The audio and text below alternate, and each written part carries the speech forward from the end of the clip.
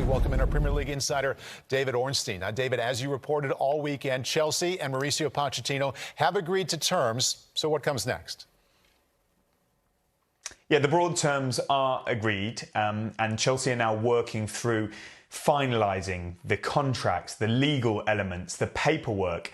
It's always difficult to set timescales on these things, but I would expect we should hear something finally in terms of an announcement of sorts later this week. Caution too on the contract. Many of these situations are variable, can change, and are quite complex. I think the point to mention is not that it's going to be a long term or a set number of years. We know contracts are only aren't even worth what they're written on. But more that Chelsea and Mauricio Pochettino would like this to be a long-term relationship. They see themselves going forward together, and there is a desire for stability at Stamford Bridge after all of the upheaval we have been seeing.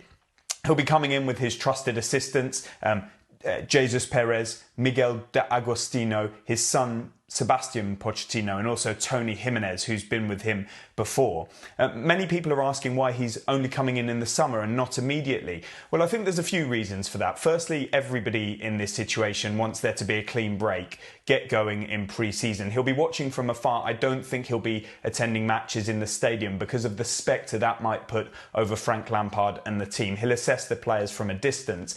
But Lampard is crucial in this because the ownership at Stamford Bridge have great respect for him. They employed him until the end of the season and they want to honour that. But crucially, there will be collaboration between Pochettino, Lampard and Chelsea's sporting directors Lawrence Stewart and Paul Winstanley in the coming weeks.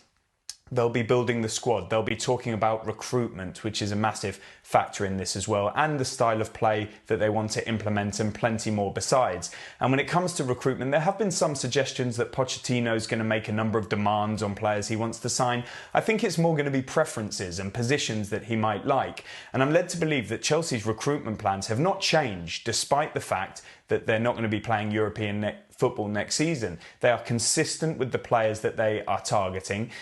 One of those positions is likely to be a number 9. There are reports in the UK tonight that they like Victor Osimhen of Napoli. Whether they can get him is a different matter, but the number 9 situation is crucial with Romelu Lukaku coming back and a decision needing to be made there too. There's a massive rebuild to be done in midfield, so watch this space on that front too. Players out of contract. Many players will have to go this summer as Chelsea look to comply with financial fair play. The in-tray for Mauricio Pochettino is stacked. Meanwhile, David, we are getting set for Liverpool and Leicester coming up here at the top of the hour. The Reds have been playing awfully well, 6 consecutive wins, but we're hearing about possible changes coming in the club this summer. What can you share? Paul, we talked about upheaval at Chelsea. Well, at Liverpool too. The latest change, as I revealed in my Monday column this morning, is that David Woodfine, who's the Director of Loan Management, essentially he's in charge of all loans, especially for young players, but he has got involved a little bit in senior recruitment as well, is going to be leaving the club at the end of the season. He's been there for 9 years. I'm told that this is his decision. The club have been informed. He's a very popular and well-regarded character. But this does come as significant news because it's off the back of a number of other departures from Liverpool. We know that Michael Edwards, the fabled sporting director, departed last year. His replacement, Julian Ward, is going to be going as well this summer. So too Ian Graham, the director of research, who has been pivotal to everything Liverpool have done in the managerial market as well as recruitment. When I say managerial market, I mean the appointment of Jurgen Klopp back in 2015.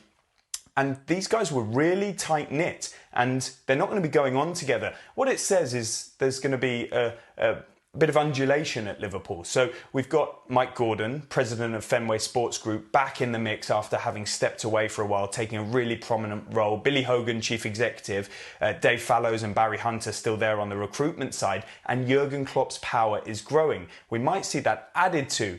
Liverpool are in talks with the German executive, Jorg Schmadtke. He formerly worked at Wolfsburg. He's 59 years old, very experienced.